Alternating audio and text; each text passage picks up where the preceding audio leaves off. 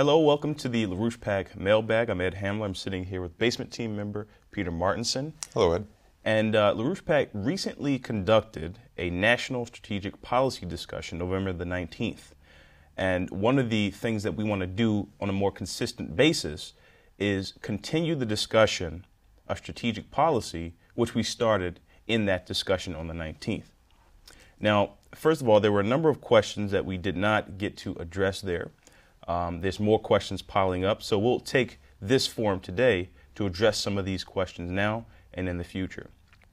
Now, much of strategic policy now centers on, number one, stopping what's ongoing right now as a global world war. And all the indications are that we're headed towards a nuclear war right now. The only hope for humanity right now, or I guess you could say the sort of glimmer of hope that we see, is not coming from the transatlantic region right now. Europe is bankrupt. The United States is not far behind. The glimmer of hope is coming from the Pacific region, or what has been dubbed as the Pacific orientation. Now, what they're concentrated on is high technological advances, scientific discoveries, and one of the biggest frontiers right now is the Arctic. So the first question that I guess will be the subject of our discussion, and then we'll take a few more questions, is the question that was asked during the webcast, which came from Ireland. And Peter, I just want to read this question, sort of refamiliarize people with the subject matter, and then I'll hand it over to you. All right. Okay, so this is a question that came in from our friends in Ireland. It says, today in Ireland, we are fortunate to be the ones who stand on the verge of realizing those Republican ideals that many generations of Irish men and women have fought for. The British have planned our annihilation for hundreds of years, and yet we're still here, while their empire is going down. Whilst working hard to stop the little goblin queen and her consort's plan for World War III, the LaRouche Irish science team produced a paper in late October outlining certain specific proposals for the science-driven economic development of the country within the new political alignment now taking shape, led by Russia and China, and soon to be joined by a post-Obama United States. One key proposal is for the development of a deep water superport on the Shannon estuary to facilitate shipping via the Northern Sea Route. This would give us an active role in the vast project to develop Siberia and the other Arctic region. Amongst the other proposals outlined in the paper are some related to the exploration of the Atlantic deep ocean, not only for minerals and other resources, but in terms of astrobiology. Recent discoveries in this field, where previously unknown life forms have been discovered inhabiting extremely hostile environments, have prompted a NASA representative to declare, quote, "The definition of life has just been expanded. As we pursue our efforts to seek signs of life in the solar system, we have to think more broadly, more diversely, and consider life as we do not know it." End quote. The question concludes, in this light, I was wondering how you see these new discoveries in astrobiology informing our exploration of space, and in the longer term, possibly even the terraforming of other parts of the solar system and beyond. And what sort of time frame would you envisage for such terraforming projects? Okay, so this is it's a good question because it hits on pretty much everything. Yeah. But the thing I think to start with is, instead of first asking, how has our definition of life changed, you should ask the question, what is the definition of creative life? Does creative life exist? What is creativity? Because as we've been demonstrating over and over on the website, but also as human civilization has demonstrated for as long as we've been here, 300,000 years, possibly 2 or 3 million years, man is a creative being. And it's not just man that's creative. It's that man is expressing the creativity that exists already before man was, expressed as a living, walking creature on the earth. creativity is a principle inherent in the construction of the universe, that the universe itself exhibits creativity. Now, man is what we do is our closest, it's our closest contact with creativity because we are creative. Mm-hmm. So you look at what is it that we actually do in terms of when we're acting like humans. We don't lob nuclear weapons at each other. We don't send, warships to the Mediterranean to attack Asia. What we do when we're creative is we make scientific and creative breakthroughs. And the crux of that is the recognition that our sense perceptions are they're shadows of principles that don't exist as sense perceptions themselves.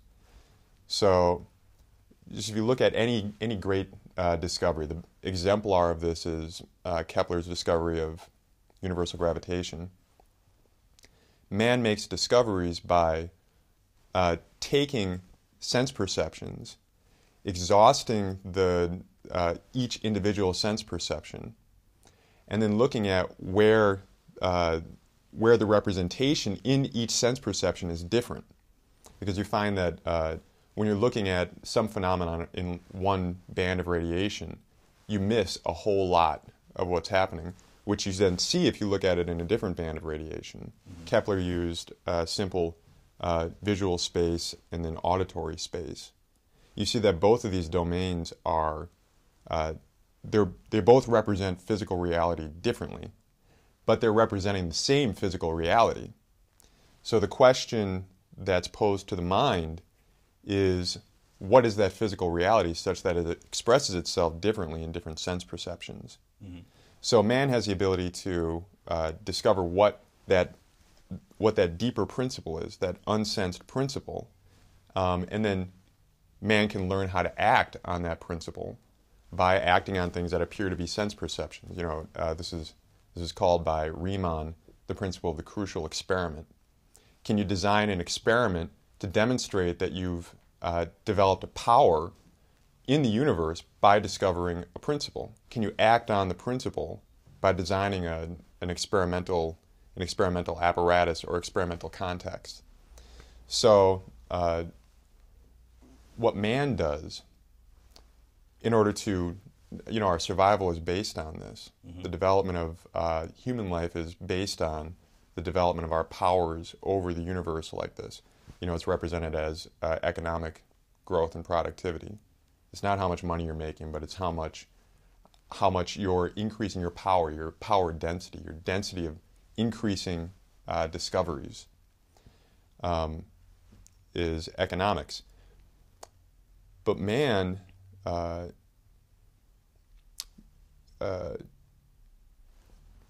we develop these crucial experiments, which are, for example, we're right now leading into a period where we can begin to create weather patterns on the Earth. The question was, what does the new definition of life, what do the new discoveries mean for terraforming other planets? Part of terraforming a planet, we might not want to actually create a replica of the Earth. We might not be able to create a replica of the Earth. Mm-hmm. But we recognize that not only creative life, but also life itself is an inherent principle in the universe. So the increasing power on the Earth to modify the weather is something that you'd want to look at on other planets. The way man does that is by designing something like a crucial experiment, which means that you act not every place locally on the Earth in order to change the whole system, but you find out where on the planet you have to act and in what way you have to act in order to change the whole system. Are those places defined yet? Right now it's the Arctic. Okay. The main area. Another area that's less well understood is the bottom of the ocean. For example, right now the main weather system on the planet is defined by La Nina and El Nino, which is changing atmospheric patterns, wind patterns over the Pacific, which coincides with changing water temperatures in the Pacific. At this point, nobody knows what's generating changes in temperature of the water. which drives, these big storms. Like right now, there's this big storm that's just sweeping across the mid-American states. The South is getting snow right now. You're getting a lot of flooding in the Ohio Valley. This is all driven by this La Nina system that we have. But nobody knows what causes the change from La Nina, which is a cold ocean, to El Nino, which is a warmer ocean. Nobody knows what causes that. It may be that it's coming from the bottom of the ocean. So it may be that an investigation of the bottom of the Pacific Ocean is going to lead to an understanding of what drives all the major weather patterns on the Earth, which would indicate what we need to do to act to change weather patterns on the Earth. Now, the other place is the Arctic, which I think we're going to talk about mostly in this program. The Arctic is where a lot of the weather comes from. Like in the United States, most of the weather comes from the Alaska region in the Arctic down into the States, and that's where our major weather patterns are formed. So if we begin to modify aspects of the weather in the Arctic, then we begin to modify weather globally, because all the circulation patterns circle the Arctic area. So if we begin to develop the Arctic, we start to learn how to modify and change atmospheric patterns on the Earth and change weather patterns. And that'll become a necessity as we move further into the Arctic for development purposes. I mean, there's all kinds of minerals there. If you mentioned before, there's all kinds of creatures there that do various kinds of things that we don't know why they happen, for example. So I guess it would also be inevitable as we move in that we would be, I don't want to say forced, but we would be provoked to change these weather patterns as well. Yeah, I mean, the Russians are going for Arctic development right now. They're making plans for constructing a lot of new icebreakers, nuclear-powered icebreakers, in order to clear the sea route over the so-called Northern Passage, which is it's the shortest ocean distance from the Atlantic to the Pacific, which will be very important for Ireland, for example. Right. So there's a lot of intent to develop the Arctic. Along with that goes, the Arctic is such a weird place. There's tons of resources up in the Arctic, like you mentioned. Tons of rare mineral resources. Like platinum, for example, is apparently very abundant in areas in the north. Rare earth elements. Right now, people are freaking out because the Chinese have the world's stronghold on the rare earth elements. But there's a ton of rare earth elements in Siberia and northern Canada that are just not accessible because we don't have the infrastructure developed up there. The development of Nawapa will imply the development of these regions in the northern parts of Canada and Alaska. And analogous development in Russia would allow the opening up of these large resource bases. But then as part of that, we're going to have to, we're going to find that we'll develop more and more control over the global atmospheric system in developing the North. Okay. That sounds very fun. So let's just go back to this concept that you raised, which was, okay, so we're going into the Arctic. We're going to be changing the weather patterns. And this is not some random kind of thing. The intent is to figure out how to tune planet Earth such that we get the effects that we want from planet Earth. And this is kind of going to be the practice for when we get out of Earth, and we're going to have to create environments, entire environments on other planets that's going to sustain life, help it develop, and so on and so forth. How does this actually change the conception now that we have of just kind of being land dwellers or Earth dwellers to actually masters over the Earth and other planets? Well, the Arctic is it's a strange place. We don't really know what's going on with the Arctic. When we start developing it, we're going to start to understand more and more. But one thing that's well known about the Arctic is that's the origin of our magnetic field. The Earth's magnetic field. It's in the Arctic. Even when the pole apparently switches, which it does periodically, the pole still goes through the Arctic region. And it's like that on every other planet that we know of that has a magnetic field. that the magnetic field is always centered around the Arctic. So developing the Arctic, we're going to learn more about what's driving everything on the Earth. But if you look at places like Mars, the more we learn about developing the Arctic, the more we're going to learn about developing Mars. Because right now, Mars, as far as we can tell, has no life on it. Mm-hmm. It's not necessarily a dead planet, but there's no active, the rovers haven't taken pictures of polar bears or anything like that yet. There's nothing obvious living on Mars. Mm-hmm. But Mars has its own atmosphere. It has its own atmospheric system. It has water vapor in the atmosphere. It has water, ice in the crust. But most of the water is locked up in the poles on the ice caps, the north and south pole of Mars. Most of the weather patterns on Mars occur, like dust storms and things like that, the creation of clouds. Mm-hmm. Most of that occurs when you have a change of seasons, which means a change in the composition of the two poles. Mm-hmm. Yeah. Right, you go from northern southern to northern winter, which means that the pole in the north is going to grow, while the southern pole is going to shrink. So you have a transfer of this. You have a gigantic atmospheric circulation that gets set up when you have a transfer of dominance of the poles on Mars. So when we go to Mars, if we want to begin developing it and possibly terraforming it and bringing new organisms to Mars that can survive on Mars, we're going to need to know how to modify the global circulation systems in the atmosphere, which means acting on the poles, which is, that's our experience for that is going to be developing our pole, our Arctic. Mm-hmm. And understanding the fact that, there have been pole shifts. I think in the recent period there's been some worry about possible pole shifts on the planet Earth as well.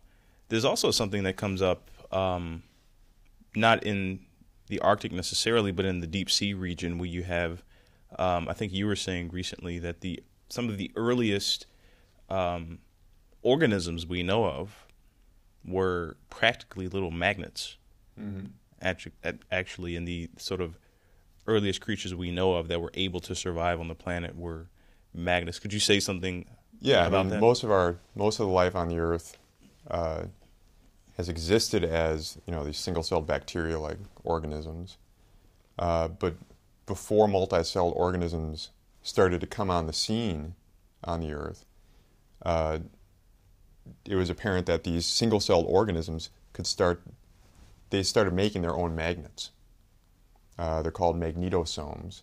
Mm-hmm. Pretty much every organism that's on the Earth today that's been studied has the ability of developing its own little, like magnetic compass. And, birds orient to the magnetic field. Fish apparently orient to the magnetic field. Whales. Human beings apparently have an innate magnetic sense that might not be as strong as the other senses, but we do create little concentrations of iron inside of our gray matter in our brains. There's been found these little tiny, absolutely perfectly formed magnets, mm-hmm. which are virtually identical to the earliest magnets that were formed by single-celled creatures billions of years ago, which have been found, which have been mined. Mm-hmm. This is the evidence, deposits of very, very highly magnetic iron were deposited by organisms that were creating the magnets. Mm. So, and one hypothesis is that the development of these early magnets was actually the development of the first sense perception by life on the Earth, because now you're actually you have the ability to sense a radiation that exists on the Earth. Yeah. And long-term changes in the radiation, but also you're now able to orient yourself and organize where you are relative to this, apparently external field. Yeah. And by the way, there's also some evidence that a couple of years ago there was this meteorite found down in Antarctica, which people think they've found this little remnant of bacteria inside the meteorite. It's poo-pooed, and maybe that it's just an artifact of how the rock formed. It's not really life, But some researchers went and checked it out, and they found these little tiny, perfectly formed magnets inside what this little fossil creature is supposed to be. The meteorite came from Mars. So it may be that there's a rudimentary form of life on Mars that's producing little magnetosomes, which are the most perfect magnets that we know of, although they're really, really tiny.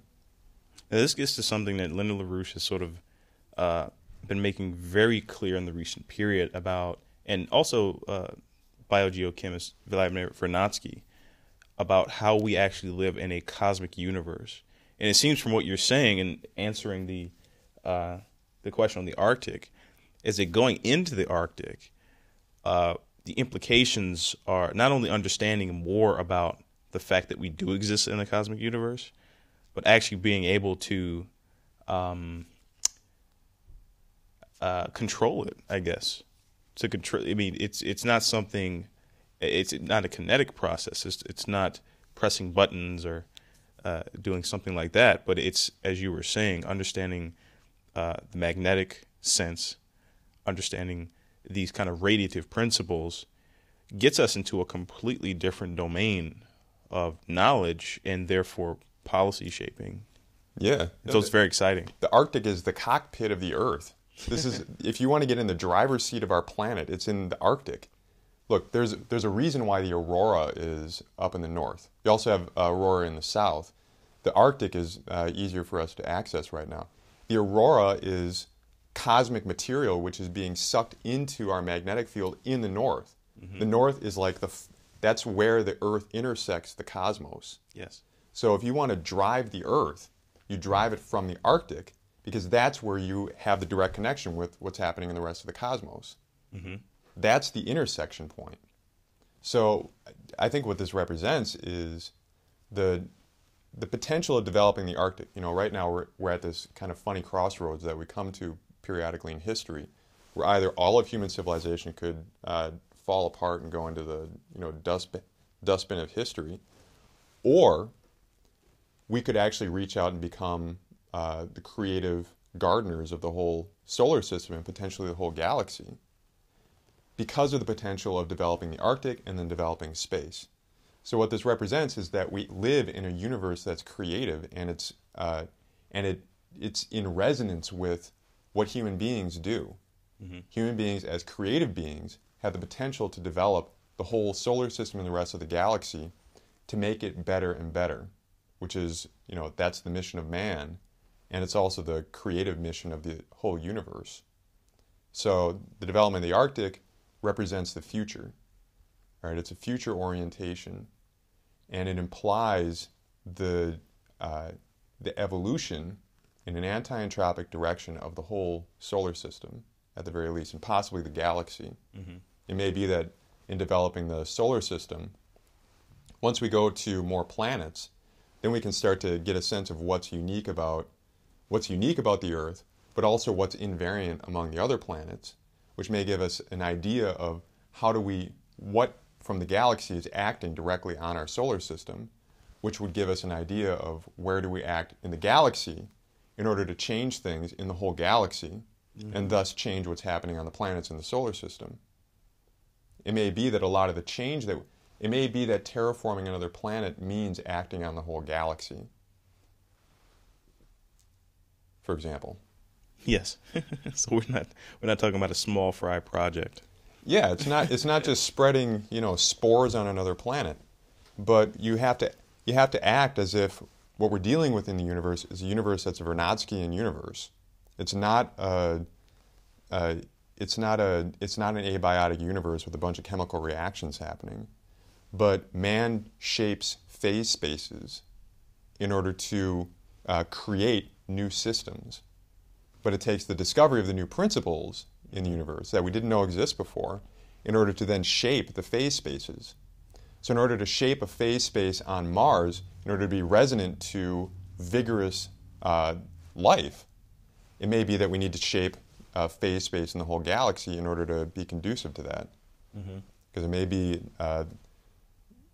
may be much larger processes that are determining where life is expressed in the solar system, because life is it's a full principle that embodies the whole It encompasses the whole universe. Right. But it's not expressed that we know of everywhere in the solar system, or it may be expressed in different ways. So it may be that we need to, tune things properly, Right, in order to get life to express itself as little, organisms. And you might have like Mars dogs that are specific to Mars at some point. Mm-hmm. Hopefully they're not the hairless ones that we don't even like on Earth. The ugly ones? Okay. Well, that's a good place to get into some of the next questions that we have. I'm going to ask you about 2 more questions, Okay.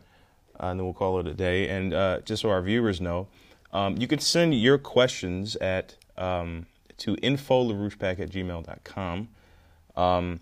That's where all of these questions are coming from. And we're not necessarily going to answer questions about Rick Perry or things like that, just for the record. These are big ideas and the most important kinds of discussions which shape national and global policy. So here's the next question, Peter. It actually touched on some of the things you already mentioned, but I'll just read it anyway. It says, can you please go through a little background on where in the history of science or anti-science the red-blue shift phenomena became associated with forward or backwards velocities and the expanding universe theory, and some of the anomalies that point to possible other causes for the appearance of a redshift. Either other hypotheses or just gaps where the theory can't easily cover certain observations. I was wondering about the background on this because I'm trying to figure out why you expect anomalies here on Earth to point to the need for a Vernadskian physical spacetime. What is the reason to believe that the redshift concurrence is the expression of a different spacetime? Okay, so this gets at the Vernadskian concept of the phase spaces, where Vernadsky identified 3 phase spaces before he died. And at this point, that's all we know of, which is the abiotic, the biosphere, and the noosphere, cognitive life. And this is with respect to Earth. This is with respect to Earth. But Vernadsky was pushing this to be a universal concept. Yeah. That life is a universal. Noetic life is also universal, according to Vernadsky. But then he laid out several tracks of investigation for each of the 3 phase spaces, which are defined. Each of these tracks are defined by what are the defining characteristics of the phase space. Now, the phase space, because this also gets at the last question. NASA's astrobiology program is saying let's redefine the definition of life. Their definition totally stinks right now because it's a description of a very complicated chemical reaction.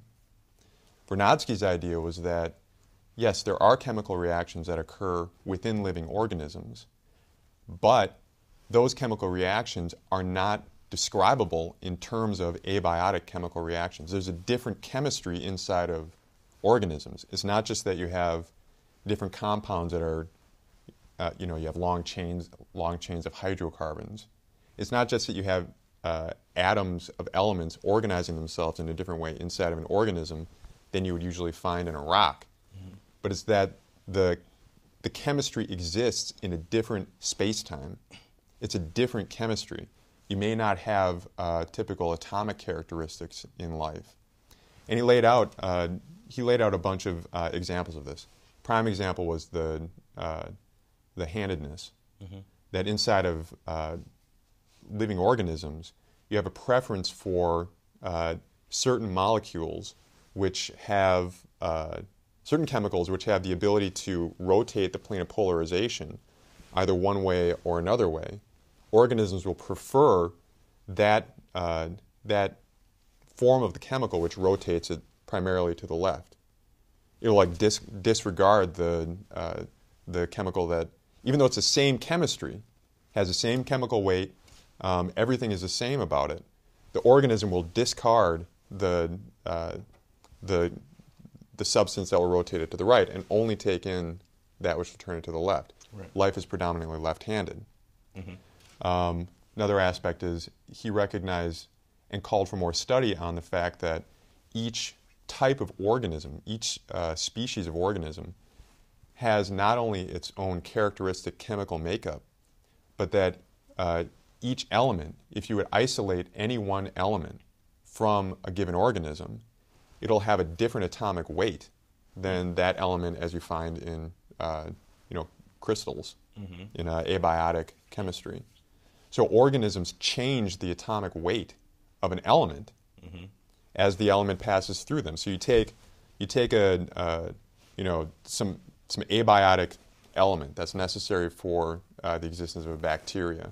You set a bacteria to work on that element, like carbon, for example. You set it to work on that element, carbon dioxide. Yeah. Take carbon dioxide. So abiotic carbon dioxide. We probably have a lot of it on Mars. You set an organism to work on carbon dioxide in the atmosphere. The carbon that will come out the other end in the form of like the makeup of the organism, that carbon now has a different atomic weight than the carbon in the carbon dioxide that the organism was inhaling. So the organism has the ability to change the composition at the so-called atomic level. Yeah. Which means that Vernadsky's, what he was implying is that when matter goes into the biosphere and becomes living matter, it's not abiotic matter anymore. It's different matter. And he referred to the work of Einstein on general relativity for his precedent for this. That what's happening is that the space-time of life is a different space-time than the space-time of the abiotic. Even though, living organisms are apparently walking around in an abiotic space-time, within the living organism, and possibly within the biosphere, you have a different composition of space-time, which means that all the matter that expresses itself in life is different matter than that expressed in the abiotic. So you get various things like the transformation of the atomic weight, the transformation of radiation. For example, one of the famous experiments of Einstein that Einstein called for is to look at how light will change, how radiation will change if it goes through conditions that are highly curved spacetimes, like around a very massive object like the sun. He said that not only would light bend, but the light would change color. He said it would go through a redshift if it's going through a so-called gravitational field. So he showed that radiation, when it travels through through changing space-time, the radiation will change as it gets out the other side. So in Vernadsky's universe, which is composed of phase spaces of the universe, you would expect that you would see the same types of phenomena that Einstein predicted would exist in very large systems of the universe. So you should see redshift of light in the biotic relative to the abiotic. You see that life obviously changes radiation because it can change the polarization of radiation. Life has the ability to perceive and create circularly polarized light, which is it's not typical on the Earth. Just as opposed to thinking that a redshift is a merely abiotic phenomena, which you're trying to figure out the abiotic mechanism that caused it. You're saying that when a redshift occurs, that you're dealing with maybe something that is a difference between abiotic and biotic. Right, like in photosynthesis, every photosynthetic organism, we know of about 6 or 7 different types of chlorophyll. Then there are all these accessory pigments like the beta-carotenes and things like that. Each one of these chemicals, when you isolate it from the organism, put it in a solution of alcohol, will be resonant at specific frequencies of light. Like you take chlorophyll A, it is resonant at something like 662 nanometers light, red light. Right? All chlorophyll A, doesn't matter what organism you take it from. But then if you take the specific organisms that are using chlorophyll A and line them up and figure out what what band of radiation do they photosynthesize at, each one will photosynthesize at a different band of red light because the organism is shifting. The organism is changing the space-time that the radiation is entering so that it's resonant to different bands of red light. So this is called the biotic redshift, the photosynthetic redshift. It's called spectral tuning, that the organisms have the ability to change the resonance spectrum of what you would think are just abiotic chemicals. They take those same chemicals, and when you kill the organism and take the chlorophyll out, it's the same chlorophyll again, resonant at 662 nanometers or whatever it is. But in the organism can tweak what band those supposed chemicals are resonant to. Now you can explain this as, well, there's just a bunch of, they combine the molecules with other molecules and that changes things. But this is implied by what Vernadsky was saying, that life changes space-time. So therefore you should expect a redshift of radiation in living organisms.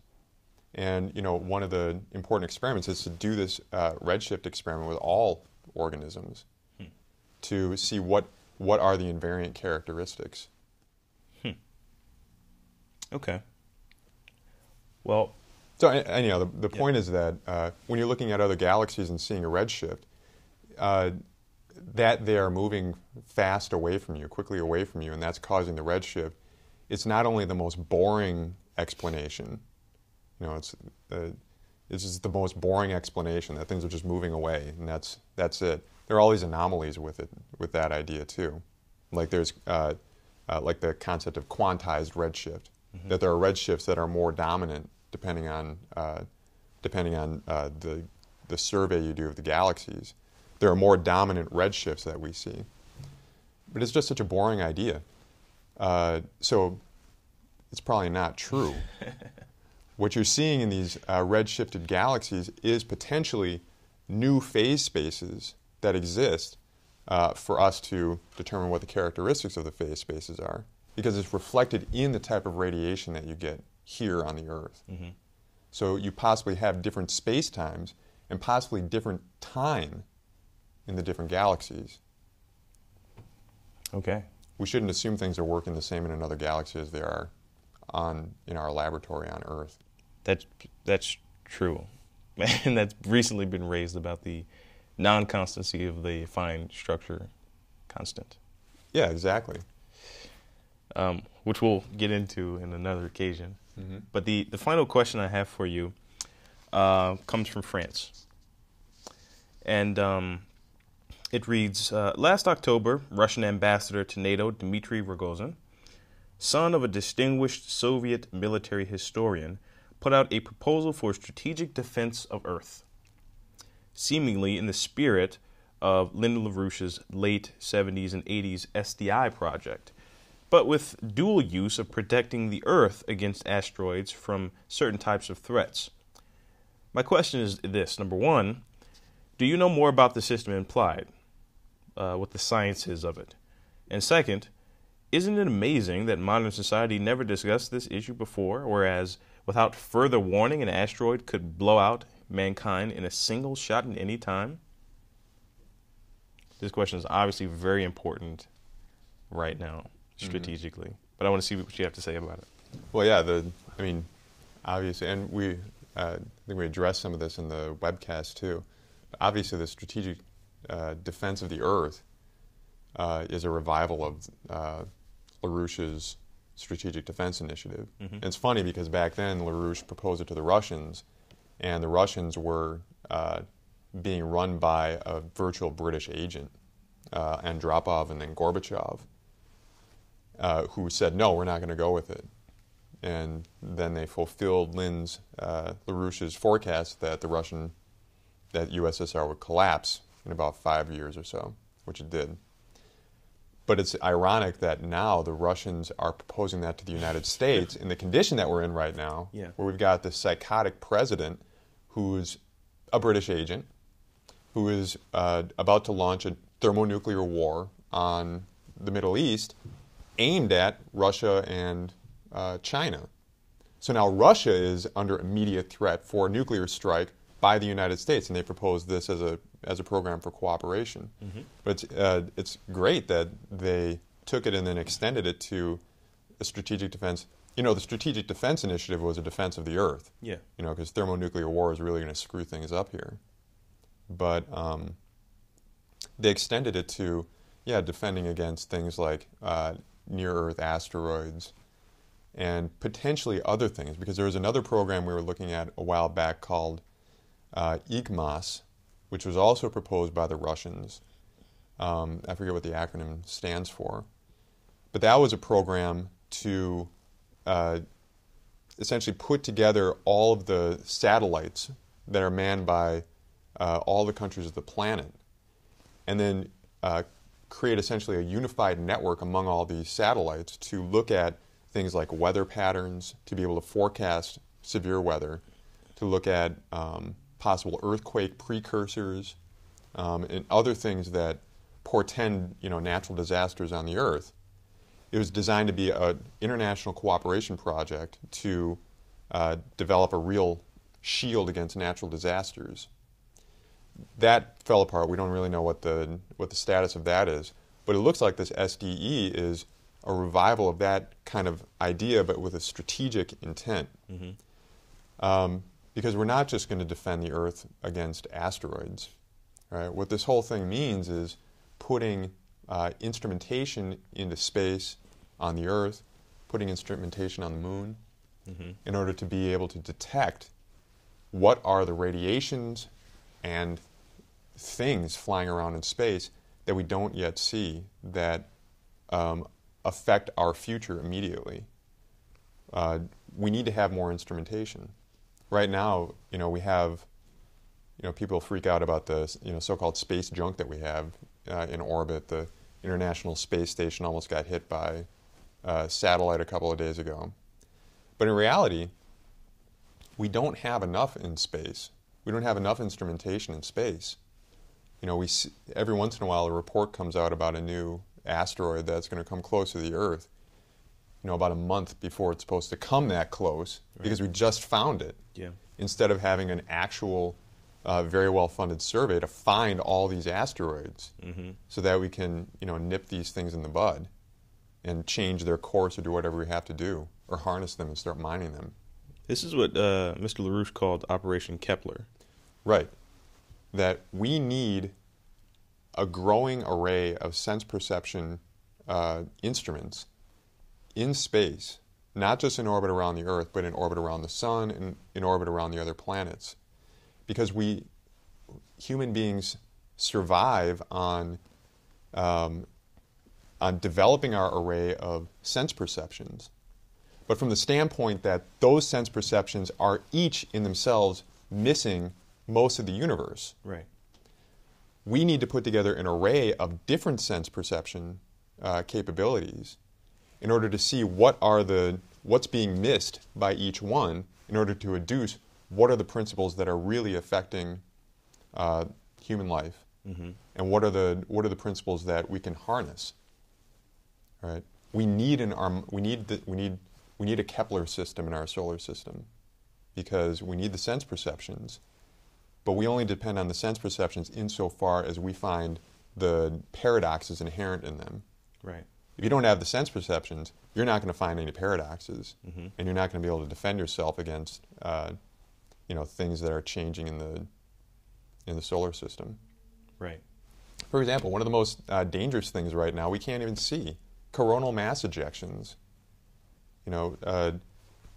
We can see them as they're flung off the sun, and we can, clock their speed. But then between then and the time that they hit the Earth, they're invisible to us. Hmm. We don't know when they're going to hit. We don't know if they're directed straight at us. We don't know how strong they'll be. We don't know if it'll cause a huge geomagnetic storm that'll wipe out the electricity grids of North America, which is one of the big threats right now. Because we can't see these things, because we don't have any instrumentation in between the Earth and the Sun right now, except for a little orbiter around Mercury and one around Venus. We don't have anything in between. So we don't know if anything, we can't see coronal mass ejections until they hit us. So that type of thing, we need to have a lot more instrumentation in space in order to begin to develop a more and more complete picture of what is sensible, but then to deduce what is driving this solar system. We have a very limited view right now. Right. I mean, if you were to take the Earth as an organism, you might want to ask, is it blind? Can it hear? And according to what you're saying, we're pretty much impaired in that, even in our sense perceptual apparatus in that respect. Yeah, the Earth probably knows more about this stuff than we do right now. Right. Well, that's all I have for you, Pete. Any final words? Yeah, I mean, so I guess what we should end with is the development of policy, like political policy, government policy, is driven by the development of the intent to develop our power over the whole universe, because our survival ultimately depends on increasing power over the universe. So government policy is dependent on recognizing the creative abilities of man, and that the universe is inherently creative and so responds to that creativity. So things like the development of the Arctic, the development of the bottom of the ocean, and the development of space and sending people into space, that should be the core of government policy, whether you're Ireland, the United States, or Russia right now. So that's what I'd end with. Okay. Well, that's all for the LaRouchePAC mailbag this week. Like I said, you can send your questions to info.larouchepac@gmail.com, and we'll continue these types of discussions until the next Basement webcast, which should be in the middle of December. We'll keep you updated on that. Otherwise, this is Ed Hamler. We'll see you later. This has been Peter Martinson as well. Bye.